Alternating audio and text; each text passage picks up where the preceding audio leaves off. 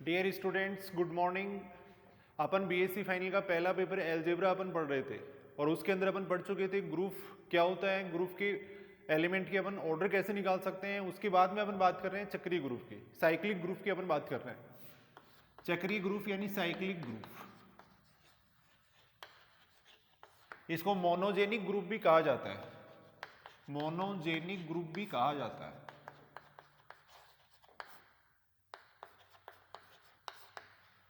तो सबसे पहले अपन ये बात करेंगे कि चक्रीय ग्रुप होता क्या है, यानी कोई भी ग्रुप सबसे पहले ग्रुप होना चाहिए, फिर उसको अपन कैसे चेक कर सकते हैं कि वो साइक्लिक ग्रुप है या नहीं। तो सबसे पहले अपन इसकी बात करते हैं, इसकी डेफिनेशन की बात करते हैं। ग्रुप जी चक्रीय ग्रुप कहलाता है।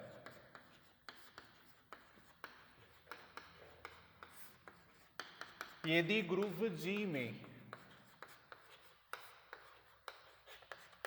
ग्रुप जी चक्रीय ग्रुप कहलाता है यदि ग्रुप जी में कम से कम एक अवयव ए ऐसा विद्यमान हो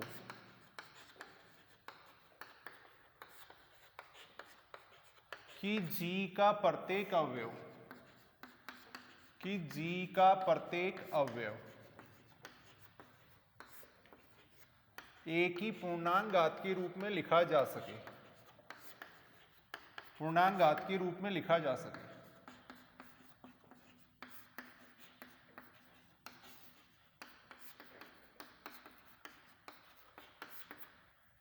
ए है वो क्या कहलाता है, जनक कहलाता है। ए को कहते हैं जनक कहते हैं। प्यारे बच्चों, ग्रुप जी है वो चक्रीय ग्रुप कहलाता है यदि ग्रुप जी में कम से कम एक अवयव ऐसा विद्यमान हो कि जी का प्रत्येक अवयव एक ही इंटीग्रल पावर की फॉर्म में लिखा जा सके, एक ही पूर्णांक घात के रूप में लिखा जा सके, यानी प्रत्येक एलिमेंट को अपन एक ही एलिमेंट से जनरेट कर सके। ग्रुप जी के प्रत्येक एलिमेंट को केवल एक अवयव से जनरेट किया जा सके, तब वो जो ग्रुप है वो क्या कहलाता है, चक्रीय ग्रुप कहलाता है। और इसी वजह से इसको कहते हैं मोनोजेनिक ग्रुप, यानी पूरे ग्रुप को अपन एक एलिमेंट से जनरेट कर सकते हैं। और ऐसा जो एलिमेंट है वो क्या कहलाता है, इसका जनरेटर कहलाता है, जनक कहलाता है। कुछ एग्जाम्पल अपन इसके डिस्कस करके देख रहे हैं। एग्जाम की दृष्टि से चक्रीय ग्रुप का जो टॉपिक है वो वेरी इंपॉर्टेंट टॉपिक है। चाहे कंपिटिटिव एग्जाम की बात करें अपन, कंपिटिटिव एग्जाम में भी कम से कम एक या दो क्वेश्चन इससे पूछे जाते हैं। चक्रीय ग्रुप के कुछ एग्जाम्पल अपन डिस्कस कर रहे हैं। सबसे पहले ये जो बेसिक डेफिनेशन है इसकी अपन बात करेंगे, उसके बाद में एक शॉर्ट मेथड में बताऊंगा जिससे अपन आसानी से पहचान सकते हैं कि वो साइक्लिक ग्रुप है या नहीं। एक बार डेफिनेशन को दोबारा देखते हैं। ग्रुप जी है वो चक्रीय ग्रुप कहलाता है यदि ग्रुप जी में कम से कम एक अवयव ऐसा विद्यमान हो कि जी का प्रत्येक अवयव उसकी पूर्णांक घात के रूप में लिखा जा सके। अगर ऐसा अवयव मिल जाता है तब उस ग्रुप को कहते हैं चक्रीय ग्रुप कहते हैं, और वो जो अवयव है वो क्या कहलाता है, उसका जनक कहलाता है। यदि ऐसा अवयव नहीं मिलता है, यदि ऐसा अवयव नहीं मिलता है तब वो क्या होता है, चक्रीय ग्रुप होता है। तो कुछ एग्जाम्पल अपन इसके डिस्कस कर रहे हैं। एक सिंपल सा एग्जाम्पल अपन लेते हैं। जी इज इक्वल टू ले लिया अपन ने 1 - 1 आयोटा माइनस आयोटा। अपन ये बात जानते हैं कि ये गुणा संक्रिया के लिए क्या होता है, ग्रुप होता है। गुणा संक्रिया के लिए क्या होता है, ग्रुप होता है। अब अपन ये चेक करेंगे कि ये चक्रीय ग्रुप है या नहीं, साइक्लिक ग्रुप है या नहीं, वो अपन चेक करके देखेंगे। तो कम से कम अपने को एक एलिमेंट ऐसा मिलना चाहिए कि प्रत्येक अवयव को उसकी पूर्णांक घात के रूप में लिख सके। तो यहां अगर अपन बात करें, आयोटा की बात कर रहे हैं, अगर आयोटा की पावर अपन 1 करते हैं तो क्या आएगा, आयोटा आएगा। आयोटा की पावर अगर 2 करेंगे तो कितना आएगा, -1 आएगा। आयोटा की पावर 3 करेंगे कितना आएगा, माइनस आयोटा आएगा। आयोटा की पावर 4 करेंगे कितना आएगा, 1 आएगा। तो यहां अपन देख रहे हैं जी के प्रत्येक अवयव को, जी के प्रत्येक अवयव को आयोटा की पूर्णांक घात के रूप में लिखा जा सकता है। आयोटा की पूर्णांक घात के रूप में लिखा जा सकता है। ये क्या हो गई, पूर्णांक घात हो गई, इंटीग्रल पावर हो गई। यानी जी के प्रत्येक अवयव को आयोटा की पूर्णांक घात के रूप में लिखा जा सकता है। यानी जी के प्रत्येक अवयव को अपन आयोटा से जनरेट कर सकते हैं। तो इसका मतलब आयोटा क्या हो जाएगा, इसका जनक हो जाएगा। आयोटा क्या होगा, इसका जनक होगा। इसी प्रकार अपन देख सकते हैं प्रत्येक अवयव को अपन माइनस आयोटा की पूर्णांक घात के रूप में भी लिख सकते हैं। माइनस आयोटा की पावर 1 करेंगे माइनस आयोटा आएगा। माइनस आयोटा की पावर 2 करेंगे तो -1 आएगा। माइनस आयोटा की पावर 3 करेंगे तो कितना आएगा, आयोटा आएगा। माइनस आयोटा की पावर 4 करेंगे तो कितना आएगा, 1 आएगा। तो यहां भी अपन देख रहे हैं जी के प्रत्येक अवयव को अपन क्या कर सकते हैं, माइनस आयोटा की पूर्णांक घात के रूप में लिख सकते हैं, यानी प्रत्येक अवयव को माइनस आयोटा से अपन जनरेट कर सकते हैं। तो इसका मतलब माइनस आयोटा भी क्या हो जाएगा, इस ग्रुप का जनक हो जाएगा।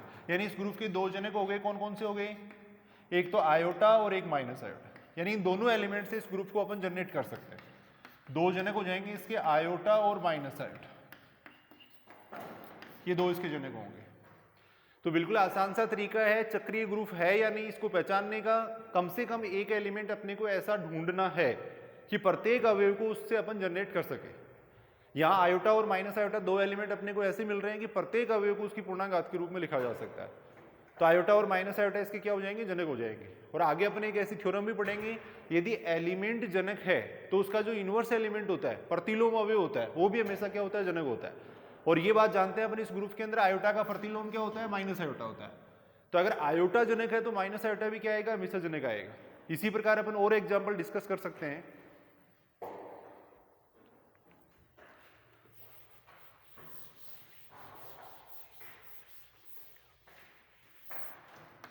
जी इज इक्वल टू अपन लिख सकते हैं 1 ओमेगा ओमेगा स्क्वायर। अपन ये बात जानते हैं कि ये भी गुणा संक्रिया के लिए क्या होता है, ग्रुप होता है। यहां अपन देखेंगे कि ये चक्रीय ग्रुप है या नहीं। तो वही तरीका है, अपने को कम से कम एक एलिमेंट ऐसा मिलना चाहिए कि प्रत्येक अवयव को उसकी पूर्णांक घात के रूप में लिखा जा सके। तो जब ओमेगा की पावर 1 करेंगे तो ओमेगा आएगा, ओमेगा की पावर 2 करेंगे ओमेगा स्क्वायर आएगा, ओमेगा की पावर 3 करेंगे कितना आएगा, 1 आएगा। तो यहां भी अपन देख रहे हैं ग्रुप के प्रत्येक अवयव को अपन ओमेगा की पूर्णांक घात के रूप में लिख सकते हैं। ग्रुप के प्रत्येक अवयव को ओमेगा की पूर्णांक घात के रूप में लिखा जा सकता है। तो इसका मतलब ओमेगा क्या हो जाएगा, इसका जनक हो जाएगा। इसी प्रकार ओमेगा स्क्वायर की अपन बात कर सकते हैं।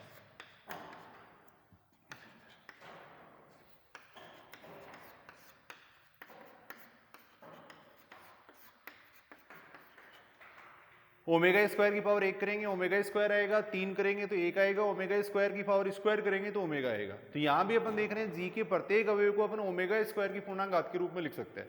तो इसका मतलब यहां भी इसके दो जनक हो जाएंगे, ओमेगा और ओमेगा स्क्वायर। ओमेगा और ओमेगा स्क्वायर इसके दो जनक हो जाएंगे। अब एक शॉर्ट तरीका अपन देख रहे हैं जिससे अपन पहचान सकते हैं, ये तो बेसिक डेफिनेशन पे आधारित एग्जाम्पल है, अपन सीधा भी अपन इसको पहचान सकते हैं। और सीधा पहचानने का क्या तरीका है, ऐसी एक थ्योरम अपन पढ़ेंगे कि जनक की कोटि और ग्रुप की कोटि हमेशा क्या होती है, बराबर होती है।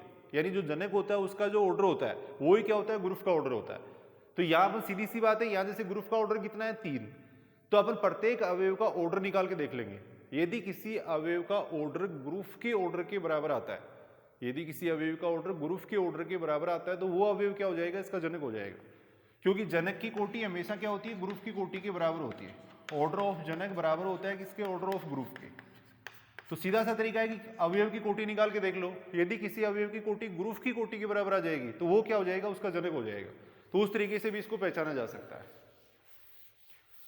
इसी एग्जाम्पल को अगर अपन देखें, इसी एग्जाम्पल को उस तरीके से अगर अपन देखें तो यहां अगर अपन देखें तो ऑर्डर ऑफ जी तो कितना हो जाएगा, 3, तत्सम का अवयव क्या हो जाएगा, 1 हो जाएगा।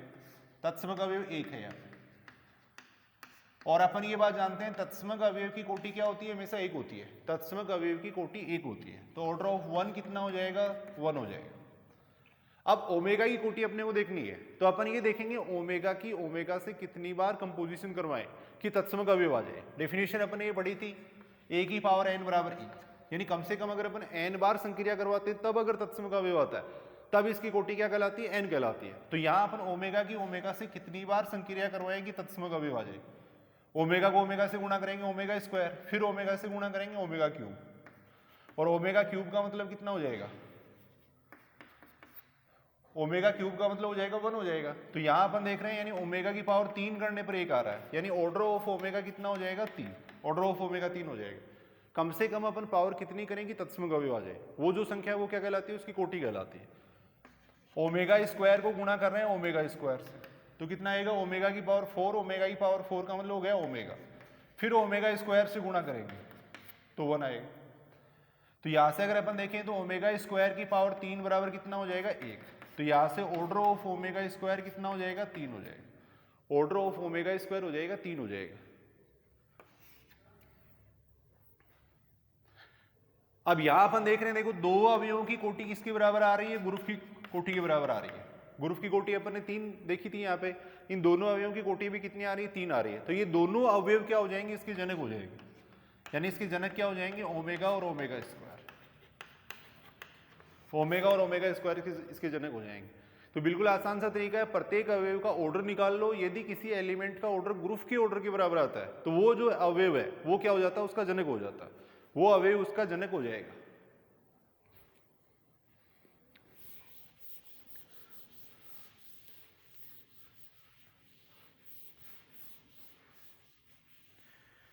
और कोई एग्जांपल अपन लेके देख सकते हैं। G इज इक्वल टू ले लिया अपने जैसे 1 2 3 4, अपन जानते हैं कि अवशेष गुणन 5 के लिए क्या होता है, ग्रुप होता है। अब यहां अपने को देखना है कि चक्रीय ग्रुप है या नहीं, और अगर चक्रीय ग्रुप है तो इसके जनरेटर क्या होंगे वो अपने को चेक करना है। तो यहां अगर अपन देखें तो ऑर्डर ऑफ G कितना हो जाएगा, 4, तत्सम का अवयव कितना हो जाएगा इसका, 1। अब प्रत्येक अवयव की कोटि अपन निकालेंगे, तत्समक अवयव की कोटि कितनी होती है, 1 होती है, तो ऑर्डर ऑफ 1 तो 1 हो जाएगा। अब अपने को ये देखना है कि 2 का ऑर्डर कितना है, तो अपन ये देखेंगे 2 की 2 से कितनी बार संक्रिया करवाएंगे तत्समक अवयव आ जाए। 2 को 2 से गुणा करेंगे कितना आएगा, 4, फिर 2 से गुणा करेंगे तो कितना आएगा, 6, सॉरी 8, 8 का मतलब कितना हो जाएगा, 3 हो जाएगा। अवशेष गुणन संक्रिया का मतलब ये है कि अगर दोनों संख्याओं को गुणा करवाने पे 5 से कम आता है तब तो वही लिखा जाता है, और 5 या 5 से ज्यादा आता है तब उसमें क्या करते हैं, 5 का भाग देते हैं, जो शेष बचता है वो लिखा जाता है। तो यहाँ 2 को 2 से गुणा करेंगे 4 आएगा, फिर 2 से गुणा करेंगे 8 आएगा, 8 में 5 का भाग देंगे, शेष कितना बचेगा, 3, तो इसका मतलब 3 हो गया। 3 को फिर 2 से गुणा करेंगे कितना आएगा, 6, 6 का मतलब कितना हो जाएगा, 1 हो जाएगा। तो यानी 2 की 2 से अपन 4 बार संक्रिया करवाएंगे तब तत्समक अवयव आएगा, तो इसका मतलब ऑर्डर ऑफ 2 कितना हो जाएगा, 4। अब चक्रीय ग्रुप को समझने के लिए पहले अपने को ऑर्डर ऑफ एन एलिमेंट जो अपन पहले पढ़ चुके हैं उसके बारे में अपने को ध्यान से देखना चाहिए। अगर वो चीज समझ में आ जाएगी तो चक्रीय ग्रुप बिल्कुल आसानी से समझ में आएगा। फिर अपन 3 की बात कर रहे हैं, 3 को 3 से गुणा करेंगे कितना आएगा, 9, 9 का मतलब हो गया 4, फिर 3 से गुणा करेंगे 12, 12 का मतलब हो गया 2, फिर 3 से गुणा करेंगे 6, 6 का मतलब 1 हो जाएगा। तो यहां से अपन देखें तो ऑर्डर ऑफ 3 भी कितना आएगा, 4 आएगा, ये भी 4 आएगा। फिर 4 का एलिमेंट अब ऑर्डर निकालेंगे, 4 को 4 से गुणा करेंगे कितना आएगा, 16, 16 का मतलब 1 हो गया, तो 4 की कोटि कितनी हो जाएगी, 2 हो जाएगी। तो यहां अपन देख रहे हैं कि 2 एलिमेंट ऐसे हैं जिनकी कोटि क्या आ रही है, ग्रुप की कोटि के बराबर आ रही है। 2 एलिमेंट ऐसे हैं जिनकी कोटि किसके बराबर है, ग्रुप की कोटि के बराबर है। तो यहां अपन देखें तो इसके जनक क्या हो जाएंगे, 2 और 3। 2 एलिमेंट 2 और 3 ऐसे हैं जिनका ऑर्डर क्या आ रहा है, ग्रुप के ऑर्डर के बराबर आ रहा है, तो ये दोनों क्या हो जाएंगे, इसके जनक हो जाएंगे। तो इसका मतलब G इज इक्वल टू 1 2 3 4 है, वो क्या एक चक्रीय ग्रुप है और उसके जनक हो क्या हो जाएंगे, 2 और 3 हो जाएंगे। और कोई एग्जाम्पल अगर अपन लेके देखें,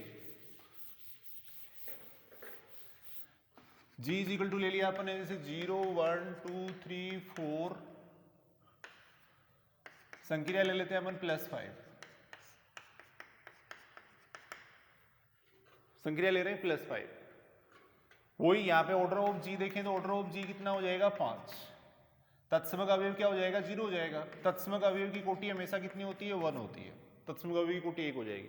अब अपने को 1 की कोटि देखनी है, तो 1 की 1 से कितनी बार संक्रिया करवाएंगे तत्समक अवयव आ जाए। 1 में 1 जोड़ेंगे 2 आएगा, 2 में 1 जोड़ेंगे 3, फिर 1 जोड़ेंगे 4, फिर 1 जोड़ेंगे 5, 5 का मतलब 0। तो यहाँ से अगर अपन देखें तो ऑर्डर ऑफ 1 कितना हो जाएगा, कितनी बार संक्रिया करवाइए, 5 बार संक्रिया करवाइए, तो ऑर्डर ऑफ 1 कितना हो जाएगा, 5। ऑर्डर ऑफ 1 कितना होगा, 5 होगा। फिर अपन 2 की कोटि देखेंगे, 2 में 2 जोड़ेंगे 4, फिर 2 जोड़ेंगे कितना आएगा, 6, फिर 2 जोड़ेंगे 8, फिर 2 जोड़ेंगे 10, 10 का मतलब हो जाएगा 0। तो 2 की कोटि भी कितनी हो जाएगी, 5, 2 की कोटि भी 5 होगी। अब 3 की संक्रिया अपन देखेंगे, 3 का ऑर्डर देखेंगे, 3 में 3 जोड़ेंगे 6, 6 का मतलब 1, फिर 3 जोड़ेंगे 3 और 3 6 हो जाएगा, 6 का मतलब 1 हो गया। 1 में 3 जोड़ेंगे 4, फिर 3 जोड़ेंगे 7, 7 का मतलब कितना हो जाएगा, 2, 7 में 5 का भाग देंगे, शेष 2 बचेगा। फिर 3 जोड़ेंगे 5, 5 का मतलब 0, तो ऑर्डर ऑफ 3 है वो भी कितना आ जाएगा, 5 आ जाएगा। इसी प्रकार अपन 4 का ऑर्डर अगर देखेंगे तो 4 का ऑर्डर भी कितना आएगा, 5 आएगा, 5 आएगा। तो यहां अपन देख रहे हैं कि ये चारों एलिमेंट ऐसे एलिमेंट हैं जिनका ऑर्डर किसके बराबर आ रहा है, ग्रुप के बराबर आ रहा है।